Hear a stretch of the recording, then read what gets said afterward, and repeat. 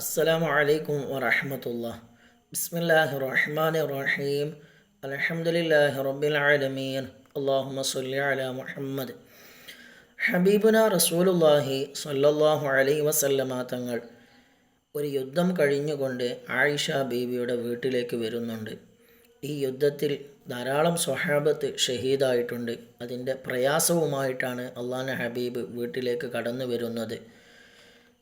ആയിഷ ബീവിയോട് ത്വഹ റസൂലുള്ളാഹി സ്വല്ലല്ലാഹു അലൈഹി വസല്ലമ തങ്ങൾ സലാം പറഞ്ഞു. ആയിഷ ബീവി സലാം മടക്കുകയും ചെയ്തു.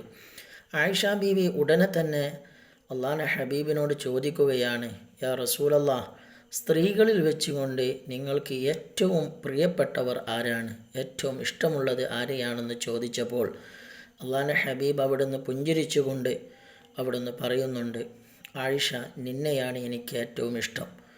ആ സമയത്ത് ആയിഷ ബീവി വീണ്ടും ചോദിച്ചു, അള്ളാഹുവിൻ്റെ ഹബീബേ, അങ്ങേക്ക് പുരുഷന്മാരിൽ വെച്ചുകൊണ്ട് ഏറ്റവും ഇഷ്ടപ്പെട്ടത് ആരെയാണ്?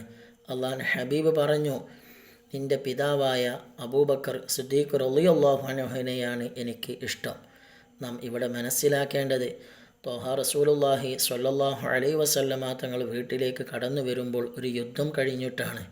ആ യുദ്ധത്തിൽ ധാരാളം സ്വഹാബത്ത് ഷഹീദായിട്ടുണ്ട്. അതിൻ്റെയൊക്കെ പ്രയാസം കൊണ്ടാണ് അള്ളാഹുവിൻ്റെ ഹബീബ് വീട്ടിലേക്ക് കടന്നു വരുന്നത്. പക്ഷേ ഹബീബിനോട് ചോദിച്ചപ്പോൾ, തൻ്റെ ഭാര്യയായ ആയിഷ റളിയല്ലാഹു അൻഹ ചോദിച്ചപ്പോൾ അതിന് കൃത്യമായ മറുപടി കൊടുക്കുകയാണ് ചെയ്തിട്ടുള്ളത്. നാമൊക്കെ നമ്മുടെ ഭാര്യമാരോട് മാന്യമായിട്ട് പെരുമാറേണ്ടതുണ്ട്. അള്ളാഹു നമുക്ക് തൗഫീഖ് തന്ന് അനുഗ്രഹിക്കട്ടെ. അസ്സലാമു അലൈക്കും വറഹ്മത്തുള്ളാഹി.